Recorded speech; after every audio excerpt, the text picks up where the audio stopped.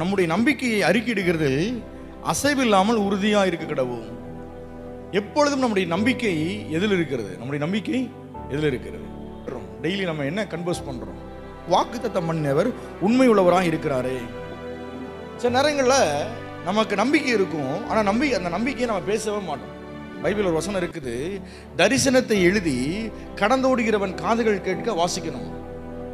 தரிசனத்தை எழுதி கடந்தோடுகிறவன் காதுகள் கேட்க, அந்த காதில் கேட்க தெரியும், வாசிக்கிட்டே இருக்கணுமா. நான் ஆபிரகாமுடைய சந்ததியாக இருக்கிறேன், நான் வாக்குத்தத்தத்தின்படியே சுதந்திரராக இருக்கிறேன்.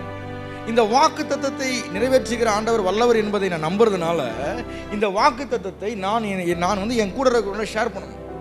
தரிசனத்தை நான் பேசிக்கொண்டே இருக்க வேண்டும். தரிசனத்தை நான் என்ன பண்ணணும்? சொல்லிக்கிட்டே இருக்கணும்.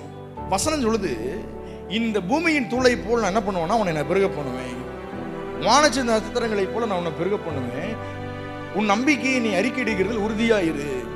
உன் நம்பிக்கை எது? உன் வாழ்க்கையில் உயர வேண்டும் என்பது என்னுடைய நம்பிக்கை, அறிக்கையிடு. நான் நல்லா படிக்க வேண்டும் என்பது என்னுடைய நம்பிக்கை, அதை அறிக்கையிடுவோம். என் வாழ்க்கையில் உயரமான இடங்களுக்கு நான் வர வேண்டும் என்பது என்னுடைய நம்பிக்கை, அதை நான் அறிக்கையிட வேண்டும்.